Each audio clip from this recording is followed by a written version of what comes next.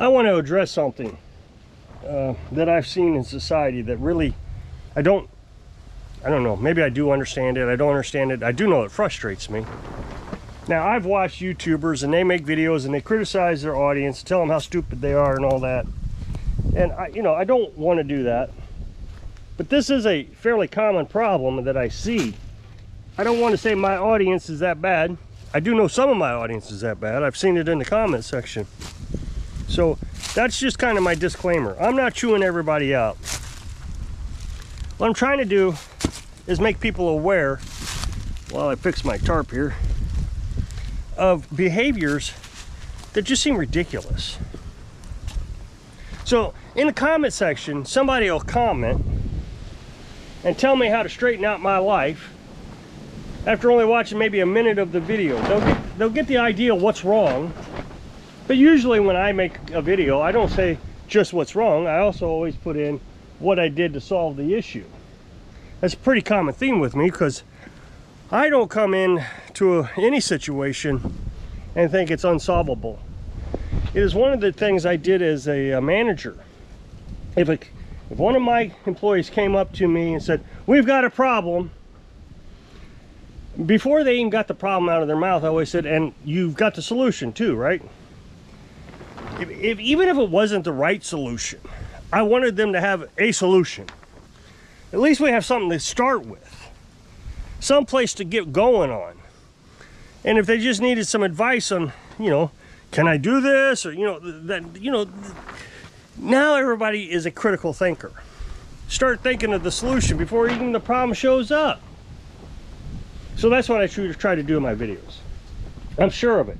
It's just programmed in me. I don't have any other way of. So you get these people and they'll immediately tell you, what do you got to do? You got to spend $1,000 to do anything. I had a recent example, but I can't even remember what it is, but it was a recent example. Some guy wanted me to, I know what it was. I know this is going to sound silly to you, but it's exactly my point. So I'm going to walk over here. I'm going to show you what I'm talking about before I get too far into this video. So the other day I was working on this. I was testing this, is what I was doing, my winch. And I took a 10mm and I loosened these nuts right here. I screwed them off. I put the wire on. I screwed them back on and tightened them down with 10mm. 10mm sits in the truck. The guy says, "You need wing nuts for that." Okay, I know what a wing nut is, but I don't have any. What I do have is a 10mm wrench. I actually have several of them.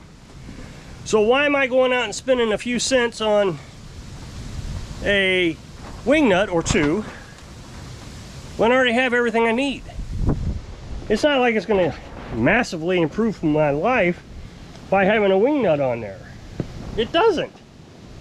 It really doesn't shift anything. It's just, and the thing is I have that 10mm. I know exactly where it is. That way, if I ever lose that 10mm for my tool set, which has happened, I can go to the truck and get another 10mm. Then I can buy another 10mm, which I know is more than the wing nut, but I always have a spare 10mm, which is the one tool everybody loses, including me. They seem to just disappear. It's kind of a running joke in society. If you're an American and you want standard tools, you always lose the 10mm. It's just, so, I always have a 10mm. So my logic fits me. I'm okay with having the 10mm without having to go out and buy an extra wing nut. And Carolyn and I are really kind of strange people, I'm sure, but I don't think people do this anymore. At least I've never seen them do it. But if there's change on the ground, even a penny, we stop to pick it up. I mean, we are debt free. We have no bills. We have cell phone and insurance. Taxes, you got to pay your taxes and all that, but really there's not much more. I can't think, what else? Is there anything else? I mean, we have Amazon Prime. I pay that one. I have an insurance that I use for self-defense. Just in case I ever get into a self-defense situation. I have insurance that will cover me to hire a lawyer and get bail and all that kind of stuff. And I think that's a good insurance to have, at least for me. Being a YouTuber, the risk is actually pretty high that somebody would want to cause me harm. I mean, I've seen it, so I know it's... So, I mean, anyway, our bills just aren't that high. And the bills we do have really aren't that critical. 2 cell phones. Do we really need 2 cell phones? No, we could probably live with 1. Do we really need that insurance? No. Do we need Prime? Well, we need Prime simply because I buy so many parts off Amazon. So that's kind of a business expense. But, I mean, we have no bills. So, going out and spending money to us is just a dumb idea on a wingnut. So, that's kind of my point, is people think I'm so stupid, I have no idea what I'm doing, that I don't even have the common sense to go get a wingnut. I mean, how dumb can you be? It's just a wingnut. It doesn't cost that much. What are you talking about? Well, here, when I find a penny on the ground, I'm up a penny. But when I go to the store to buy a wingnut, I'm down 4. So I've lost money. Why don't I just throw that money on the pavement like everybody else does? And this is why we're $36 trillion in debt or $37 trillion in debt, is because everybody has the same mindset. Put it on a credit card. Now, I just bought those tires. I was talking about how much it was costing. And somebody, sure enough, said, yeah, I just bought tires. I put it on the credit card. Okay, so I went to Big O Tire. They wanted almost $1,000 for those tires. Went to Walmart, got them for $500. If I had to put them on a credit card, now they'd have been $800. I was almost at the big old price. So why not just pay cash? I think I'll do that. I don't think the guy was actually telling me I should have put it on a credit card. I just think that's what he was saying. But my point is that's how society works. So this brings me to a point. We can talk about internet trolls all day long. And we can call these people trolls. Oh, he's just trolling you, trying to get you to buy a wingnut. But it's not just internet trolls. These are real people. And these real people just think they are better than everybody else. Because I don't know, a few months ago, this guy messaged me. Now, he is a repeat customer, and he has sent business my way. So, it's not like this is some random guy. He's a customer. And I don't know, I think it was July 2024, so almost 2 years ago. He messaged me and says, do you work on ATVs? I said, no, I sure don't. You know, if something breaks on it, I don't want to pay for it. Which meant I didn't have insurance, is what that meant. I don't have insurance for what's considered farm equipment. That's what it is. That's what they call it. I can work on lawn equipment, but I can't work on farm equipment. So he said, oh great, I want you to stay in your lane. That's good. No reason to be working on things you don't know how to work on. That's just... So he completely understood. Well, just a few months ago, he messaged me again and says, hey, I have this Chinese excavator. And so these things are, I guess they're pretty cheap, is my understanding, you know, a few $1,000s. Well, this guy's into construction. So I assume, I don't know this for sure, that he's using it for his business. But anyway, because it is a Chinese excavator, and there is no service manuals on these things. I mean, they do use similar technology like Briggs & Stratton engines and that kind of stuff, but there's no service manuals, so you don't know really what to set anything at. The valves, you'd be guessing. So who knows? And since he's using it as commercial equipment, first of all, my insurance wouldn't cover it even if it was just for personal use. But it certainly isn't going to cover commercial equipment. Just isn't going to do it. I have worked on lawnmowers, and maybe I was cheating, that people were using for commercial use. I've stopped doing that. I'm not doing it anymore. I realized the risk that I was taking, and if something happened, I was going to have to pay out of pocket for that. So I decided, well, for several reasons, I decided to stop. One, there's just no way I can warranty it. I'm being harassed by these guys. It's constantly, oh, you broke it. And so I just stopped doing it. But this was certainly a high risk problem. I mean, we're talking about high pressure hydraulics. Try to say that 3 times fast. And you know, it's Chinese made. There's no service manual on it, so there's just all kinds of risk. So I said no. And I explained the insurance thing. He says, you have to understand, I expressed that it costs more for these, the more the insurance is. Now, we live in a very tourist area.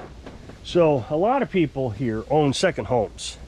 So they come from Kansas City down to here and stay in their second homes throughout the summer.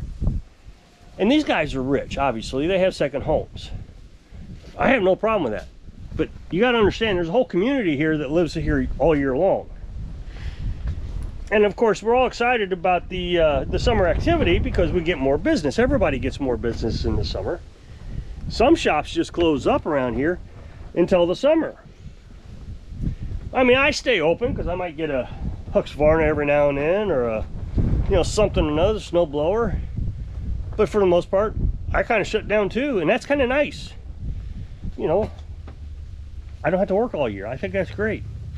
You can call it partial retirement.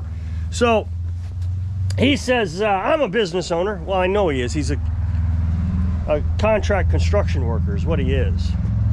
He says, I moved down here from Kansas because I want that lake work. And I doubled my profits as soon as I did that. And that's what you need to be doing. You need to stop worrying about all the locals around here because they don't have any money. You need to worry about the lake. Well, first of all, the lake people would hire him. They're rich and they want somebody to fix their driveway or fix their gutter or, you know, whatever, change the roof shingles. So yeah, they're going to hire him. Now, these people down here that live here all year long, they're not going to hire him. They do it themselves. But the same goes for the lawnmower. The people around here would work on it themselves if I wasn't cheap enough to help them. But he's got an advantage being a construction worker that I don't have. Not all the lake people are going to hire me. They're not going to want some hick from this area working on their lawnmower. They're going to take it back to Kansas City and pay $150 an hour to get their lawnmower work done in a nice fancy shop. They're not going to bring it here. They don't bring it here. I mean, I have some very loyal customers like this guy here. He brings all his equipment down from Kansas City or from his lake home. Either one, he brings it. I have another guy who just raves about me. He owns 2 homes, but the majority of them don't. And the majority of them are huge complainers. You know, they spend $10 on it, and then they expect a $1,000 warranty, a 10,000 year warranty. You know, those kind of things. They're just very unreasonable. But one of the lake guys, you know, with Kansas City, he says, he mentioned my shop name. Fixes everything I break.